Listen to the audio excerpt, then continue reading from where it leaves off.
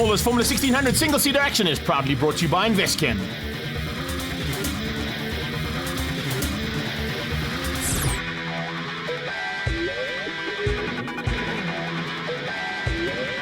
As you can see, we're down in Cape Town for the Mini Extreme Festival. This time around, we have two national classes joining us, the Engine Volkswagen Cup and Investchem Formula 1600s. Thanks, Temba. Yes, indeed, the Formula 1600s for round 2 here in the Mother City. And already, brand new people at the front end of this championship. With the champion out, Robert Volk sitting on the sideline. It looks like things are going to be heating up here in this championship down at Cape Town. Werner Scholz always showing a very good, clean pair of heels down here at this circuit and enjoys driving around here particularly. But he's going to have to watch out for Julian van der Walt, the local man, and of course Dierwold Brummer and the entire Mad Racing team. Cars making their way out for qualifying. It's an all-important affair. And just as we saw in the Engine Volkswagen Cup, slipstreaming is definitely a big factor here in Cape Town. If you have a teammate, it's certainly going to help you out. You've got to try and find somebody out there that can help you get across the line and put it on pole position.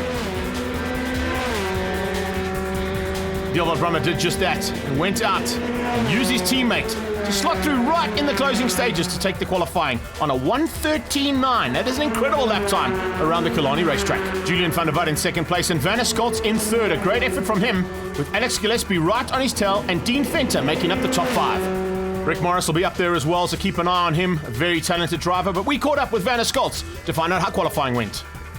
Yeah, I was a bit worried after qualifying with Dierwold being a second quicker than us. But on the other hand, I was quite reassured because I did it without a tow, qualifying third. So I knew the race will be competitive. All right, so some final preparations now before race number 1. So get yourselves all comfortable, get some food, and we'll see you after the break for race number 1.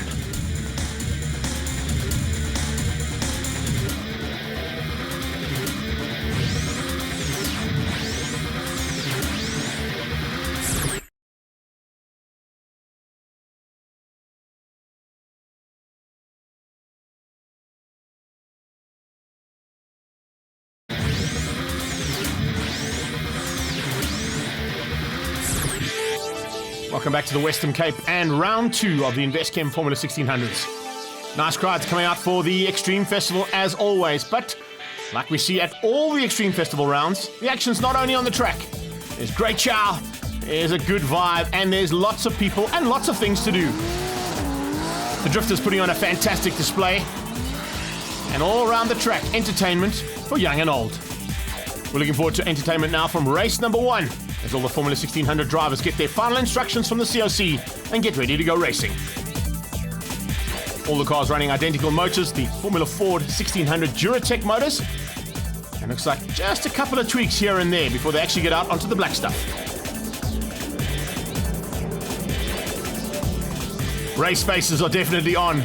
Dean Venter will be looking to do exactly what he did at Swartkops and take an overall victory. Let's see if he's able to do it there. I think the man to watch out for, and definitely the wild card here today, is going to be Julian van der Walt on his home track.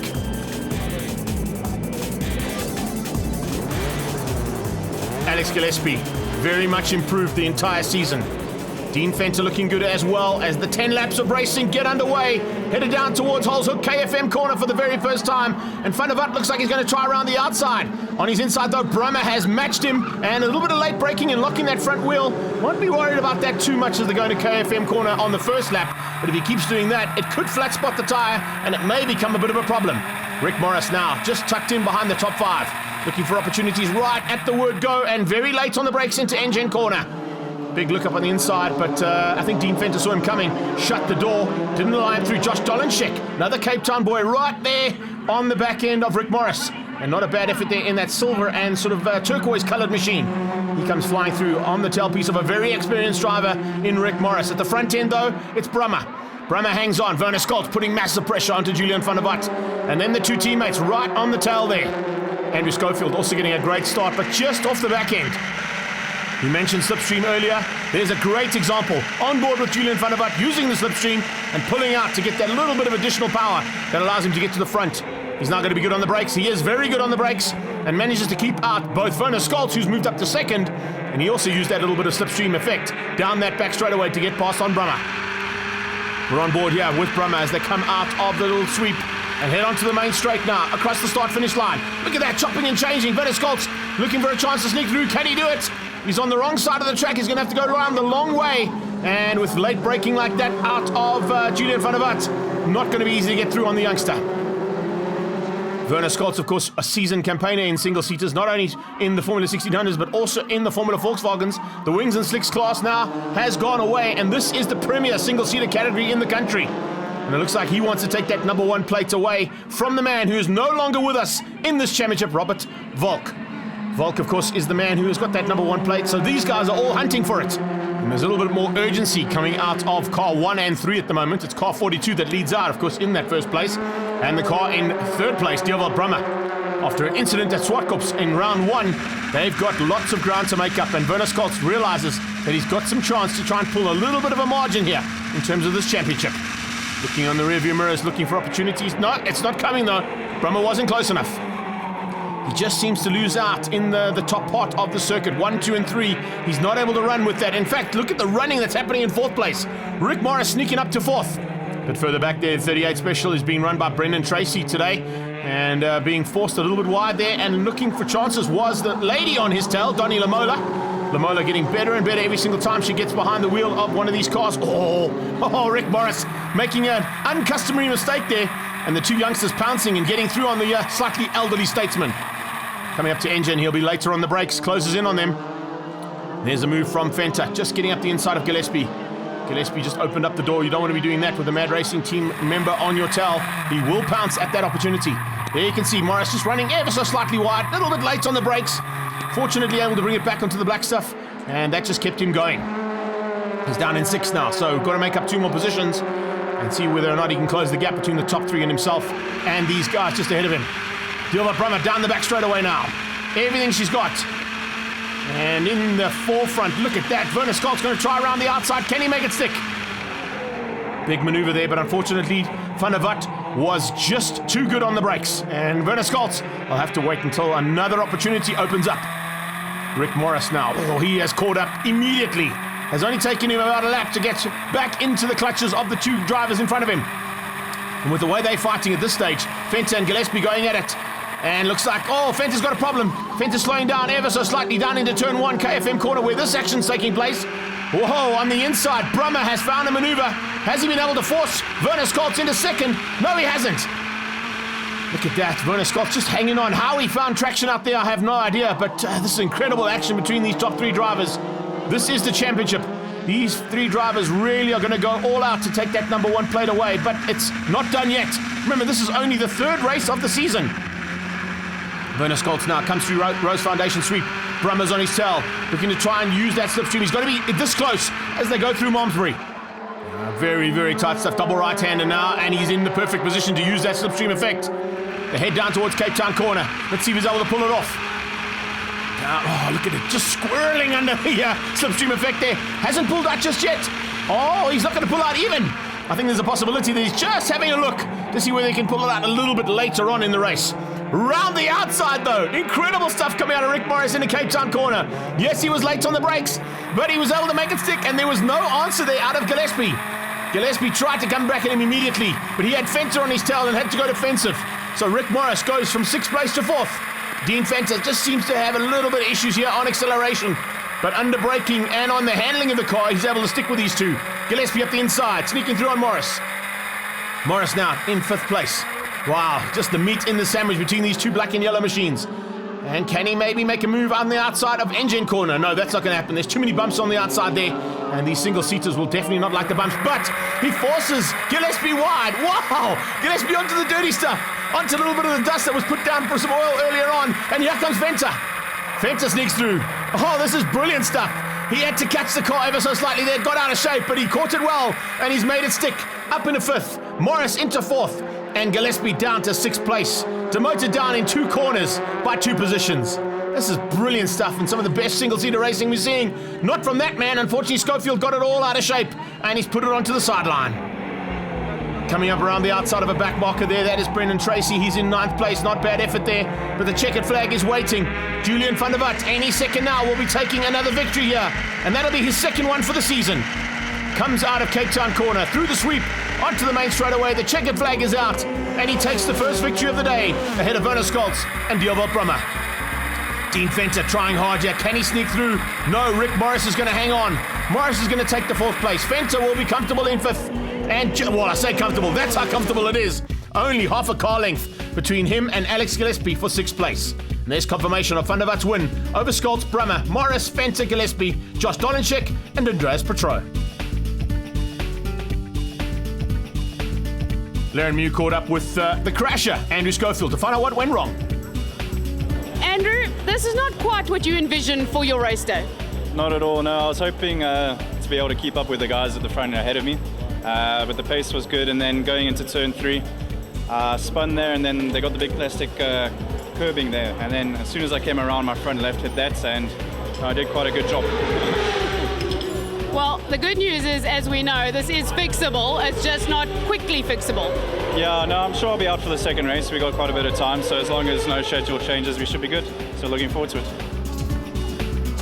Rick, they said the oldest had to go first, so I suppose that means you're up. Well, yeah, I'm the one that made most mistakes.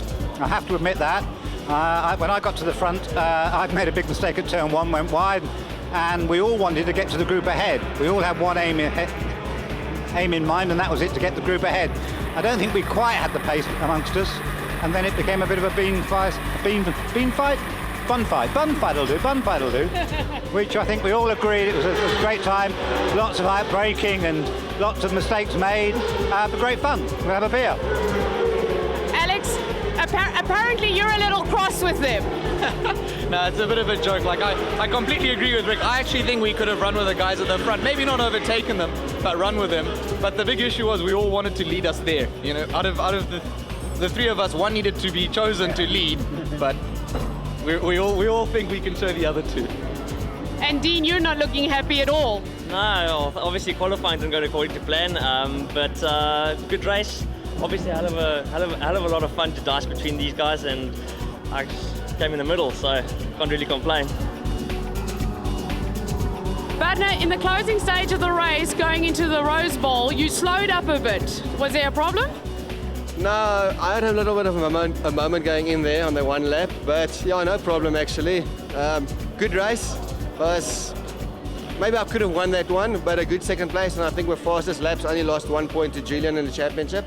So yeah, not a bad result. Race 1 winner, Julian van der Vat. Julian, you had to work for that one. Yeah, you know, it was really close. We qualified second, so it wasn't what we really wanted because we were the quickest the whole weekend so far. But, you know, we brought it back in the race, pulled back the gap to Devon, and then won the race, so can't complain. Let's see if he can do it on a double here in his hometown. Join us after the break for race 2.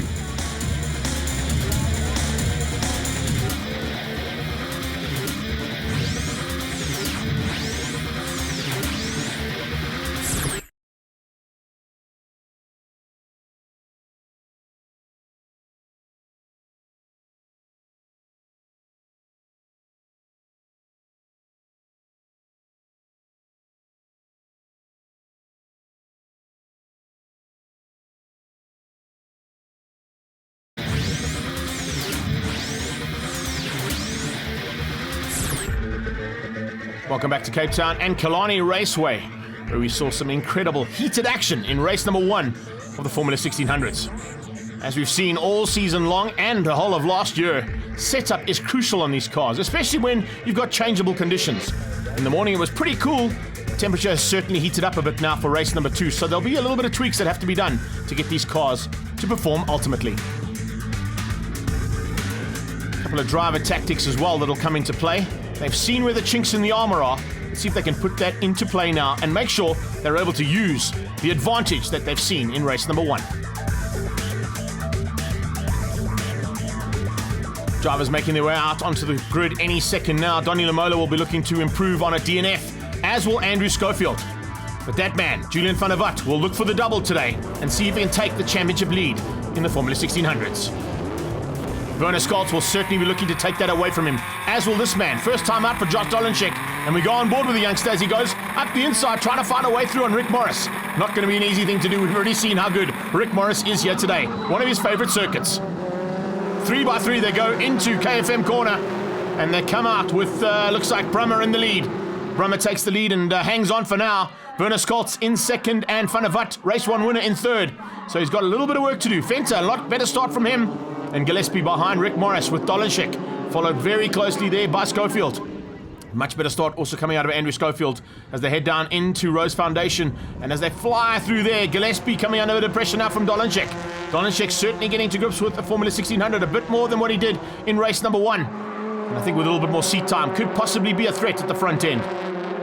Lieutenant Colonel Alan Mayer just in the background there, tucked in behind Schofield as they head down that back straightaway now. We've already seen in race number 1 how crucial and how vital it is to try and use the slipstream effect. He's not close enough to do anything to Brummer right now, and Brummer actually got a great drive on that first lap to try and open up about 2 or 3 car lengths. It might be just enough to keep them away, so allow him to get away and not be tucked into the slipstream effect that comes from behind. Look at this though, Van der Walt already applying massive pressure onto the back end of Werner Scholz. Scholz will just soak up that pressure, looking on the inside. In fact, as he comes on the inside, very late braking from both drivers. Unfortunately, Brummer running wide though under his own braking and made a mistake.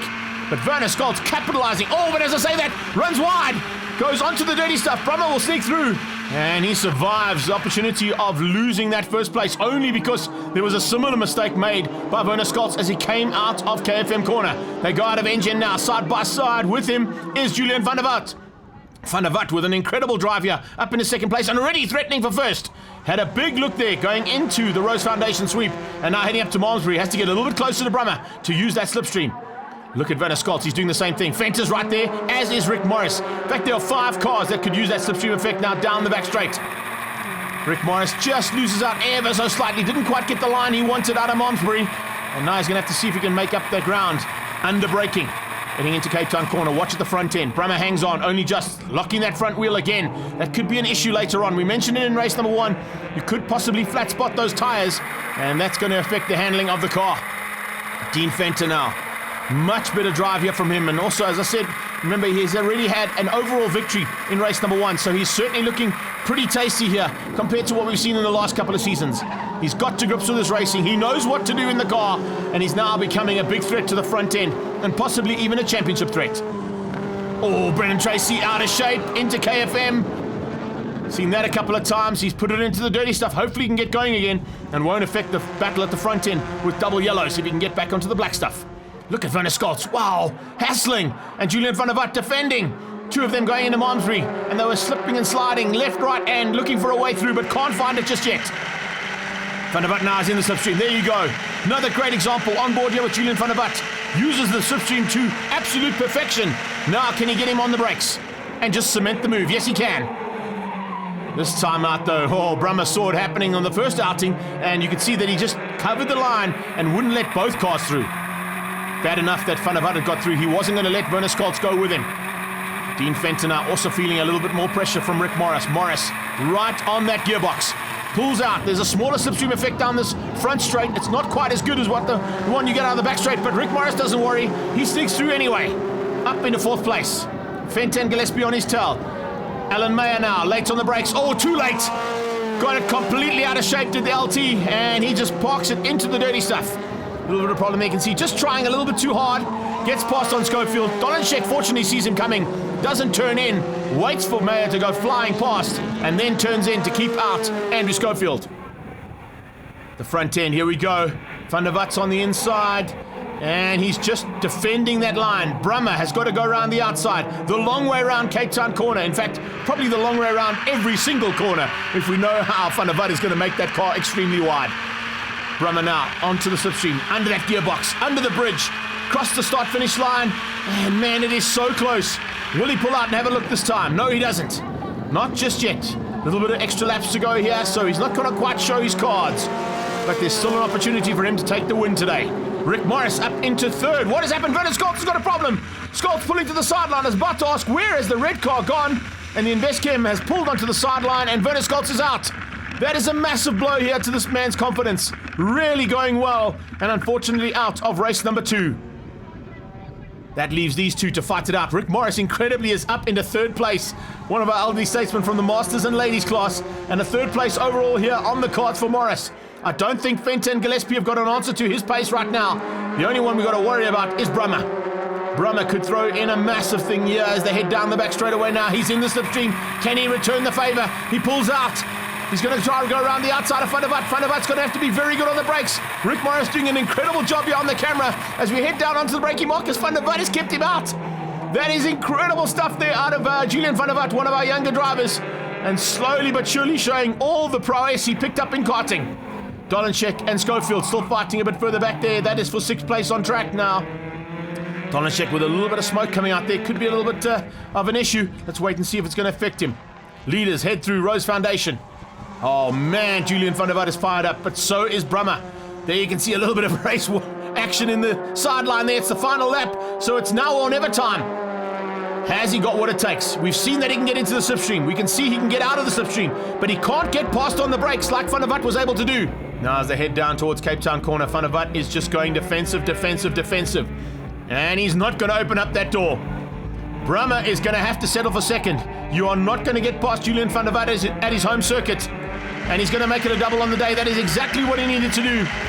Potentially going to be leading this championship as they leave here and head up to the next round. And he's taken the double. It's only by a couple of hundredths of a second. In fact, 700ths of a second between those two drivers as they cross the line. But brilliant driving coming out of Van der Vat, Brummer and Rick Morris, who moves up into top 3. Dean Venter into 4th place, Alex Gillespie ahead of Schofield, Josh Dolenchek in 7th, and Petro down in 8th once again. So we move just up the coast to Port Elizabeth to the Aldo's Krabanti circuit for round number 3, and this is how the championship looks.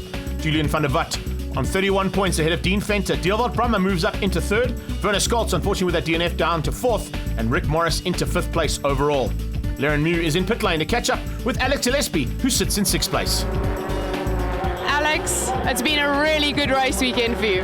Yeah, I'm really happy. I mean, still a little bit off of pace of the guys at the front, but finishing a race where you can still see them is fantastic. Looked like the 2 guys up front had a bit of a ding-dong, which let us still stick with them. But as I said earlier, if Rick, Dean and I don't race each other, we can keep up. And I think Rick, especially in that last race, was really on it. Anyone makes a mistake, Rick was through. I think actually this was a really good race for all of us. Good racing and fair racing. No accidents that were deliberate or anything where it's even questionable. Close but fair. Rick, you said previously if you work together, you can stay with the guys at the front. You did that. Well, I had a good break at the beginning. I managed to hang on to the 4 leaders reasonably comfortably, and then poor Werner had a problem, waved me through. Managed to hang on to the 2 guys at the front for a couple of laps, but they just had a bit more pace than I had. Couldn't do anything about it. Luckily, I had a big enough gap that I could just comfortably stay in 3rd place, so it was good. Yeah, no problems at all.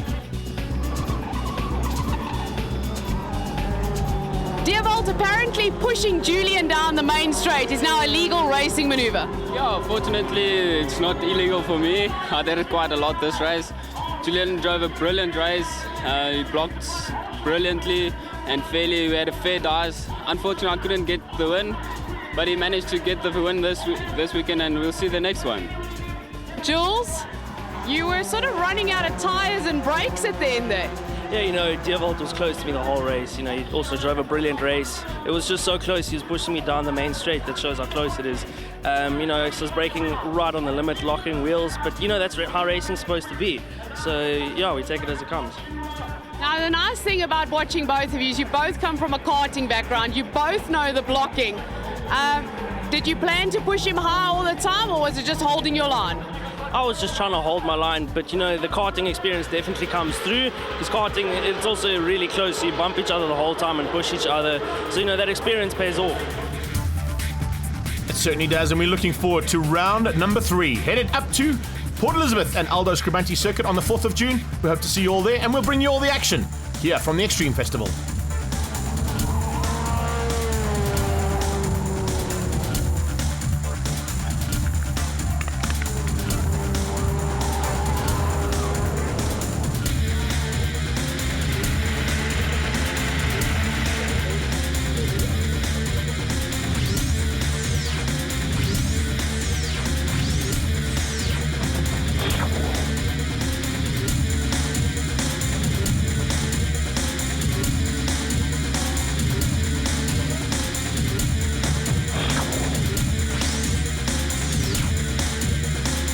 All the action from the Formula 1600s is proudly brought to you by Investchem.